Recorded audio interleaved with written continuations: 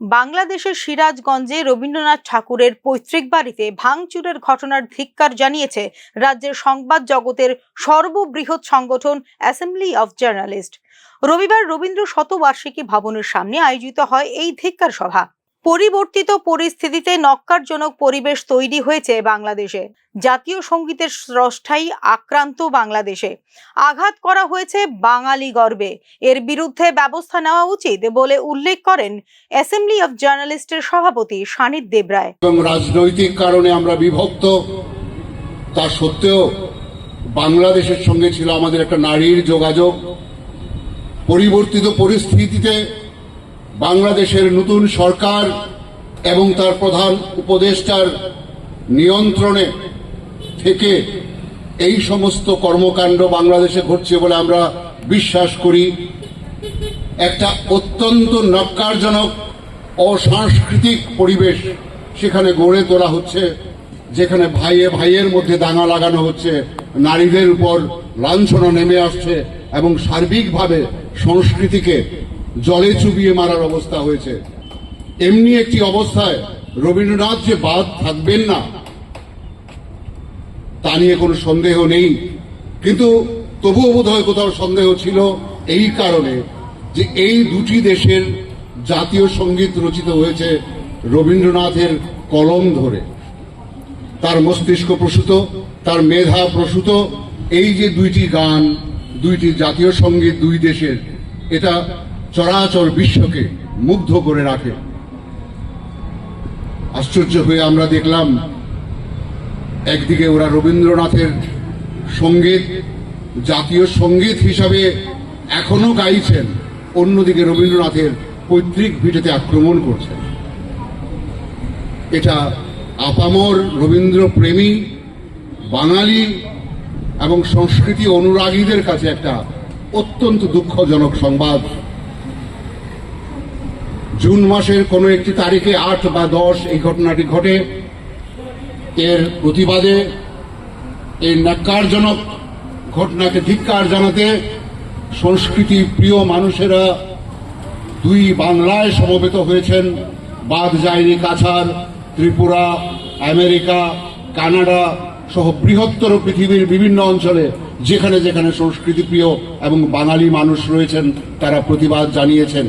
আমরাও আমাদের কলমে শিল্পীরা যারা উপস্থিত আছেন তাদের কবিতায়, তাদের গানে, তাদের কথামালায় এর বিরুদ্ধে তারা প্রতিবাদ ধ্বনিত করেছেন, ধিক্কার সূচিত করেছেন।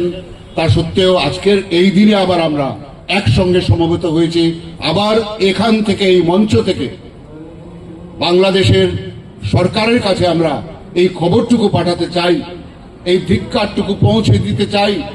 আমরা সমস্বরে বলতে চাই, যিনি আমাদের হৃদয়ের মধ্যে নিহত শিহরণ তৈরি করেন, যে আলোকস্তম্ভের আলোকে আমরা আজকেও আলোকিত, সারা ভারতবর্ষ আলোকিত, সেই আলোকস্তম্ভকে ন্যূনতম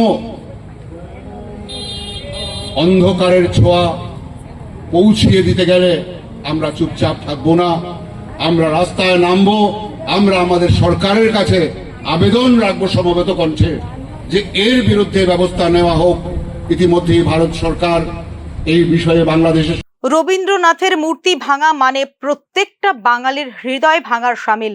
বাংলাদেশের মৌলানাবাদের এই উত্থান কোথায় শেষ হবে তা নিয়ে আশঙ্কা প্রকাশ করেন আগরতলা প্রেস ক্লাবের সভাপতি প্রণব সরকার। মূর্তি ভাঙা মানে প্রত্যেকটা বাঙালির হৃদয়কে ভাঙা, প্রত্যেকটা বাঙালির হৃদয় ক্ষোভে আজকে ক্ষত বিক্ষত। প্রতিবাদের ভাষা আজকে কোথায় তাকে জানাবে? যিনি বাংলাদেশের শাসনে বসে রয়েছেন উনি স্বৈরাচার।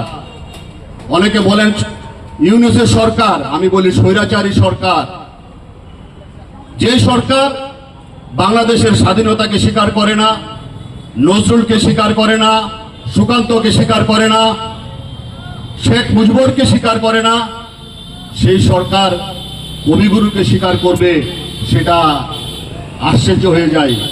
আমরা ভাবতেও পারি না এই মৌলবাদীদের, এই উপমহাদেশে এই মৌলবাদীদের উত্থান এর শেষ কোথায় গিয়ে দাঁড়াবে তা ভাবলে আমাদের ভয় হয়। এদিকে বাংলাদেশে সংখ্যালঘু হিন্দুদের ধ্বংস করার চক্রান্ত চলছে বলে উল্লেখ করেন বর্ষিয়ান সম্পাদক সুবল দে। চক্রান্ত, সেই চক্রান্ত শুধু ভারতের বিরুদ্ধে নয়, এই চক্রান্ত বাংলাদেশকে হিন্দু শূন্য করার একটা গভীর চক্রান্ত। এবং এই চক্রান্তে যারা সামিল তারা বাংলাদেশের স্বাধীনতাকে বিশ্বাস করে না, মুক্তিযুদ্ধকে বিশ্বাস করে না, শেখ মুজিবকে বিশ্বাস করে না। সেই বিশ্বাসঘাতকরাই আজকে বাংলাদেশের ক্ষমতায় আসেন। তারা নির্বাচিত কেউ নন, অন্যের পুতুল হয়ে তারা খেলছে। সেই মেইন উদ্দেশ্য হলো বাংলাদেশকে হিন্দু শূন্য করার যে প্রক্রিয়া চলছে, সেই প্রক্রিয়া চলছে অনেক দিন আগে থেকে। বর্তমানে 2.5% বাংলা হিন্দু আছে বাংলাদেশে, বাকি ইন টাইম হয় চলে গেছে, নাহলে মৃত্যুর সম্মুখীন হয়েছে, নাহলে হত্যা করেছে এদেরকে। বাংলাদেশের নারীরা এখন ঘর থেকে বেরোতে পারে না। যে স্বাধীনতার চলাফেরার স্বাধীনতার মুখ তারা দেখেছিল, সেটা আবার মোল্লা ইউনূসের আমলে সেটা বন্ধ হয়ে গেছে।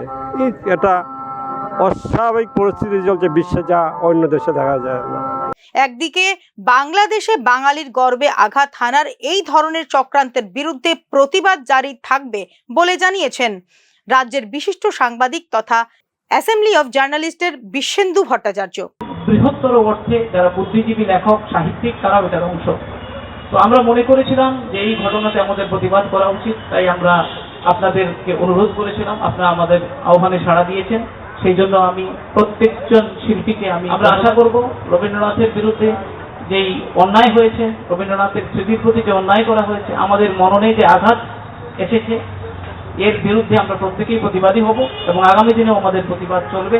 বাঙালির অস্তিত্ব ও চেতনার সঙ্গে মিশে আছেন রবীন্দ্রনাথ, আর সেই অস্তিত্বে আঘাত হানল বাংলাদেশের প্রতিক্রিয়াশীল গোষ্ঠী।